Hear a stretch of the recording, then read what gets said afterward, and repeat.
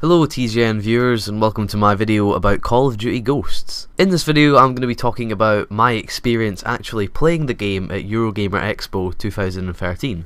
So I waited in a 3-hour line on the first day to play the game. So that sounds like a lot, but I was rewarded for my time with a free copy of the Prestige Edition worth about £180. That was for being in the first 500 people to play the game. In fact, I was number 496 to play the game. So after the long wait, we got to enter the Call of Duty Ghost booth, which was covered up with giant black walls, except for little windows in which you could catch a little glimpse of someone's screen.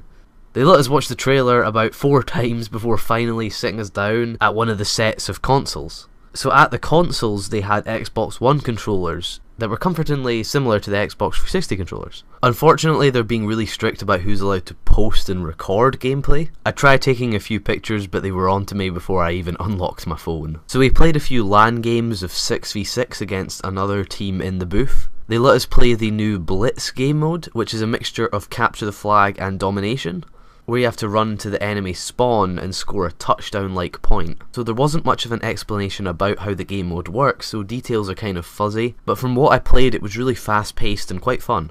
Anyway, I'm happy to say the game didn't just feel like another Call of Duty. For example, gun skill definitely played a bigger part in the game.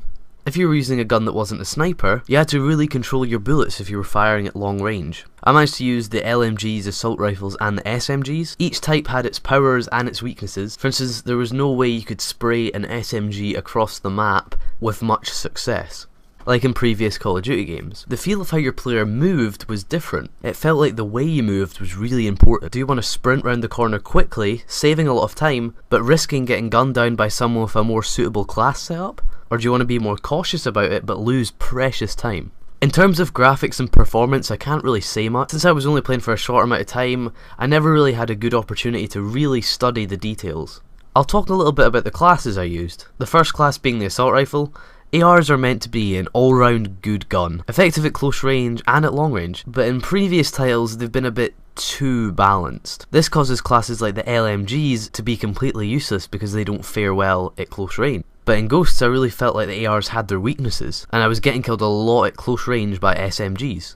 This is a good thing because it really makes you think about how and where you want to maneuver the map with different guns and classes. So the SMGs were super effective up close, and if you patrolled the close combat areas you could have a really successful strategy. But as soon as you go head to head with someone at long range, the SMGs were at a clear disadvantage. Even the LMGs had their advantages. The big clips meant that you could compete with the ARs and overpower them when they need to reload. Of course, when you use an LMG, your movement is really restricted, and reload time is really long. So I would recommend if you're going to use an LMG to secure a power position, and stick to that one spot using your big magazine to take out multiple enemies.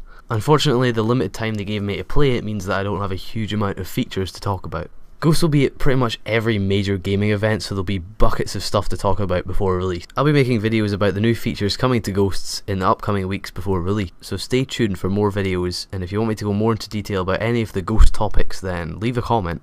Anyway, thank you very much for watching. If you want, you can check out my personal channel in the description, and thanks.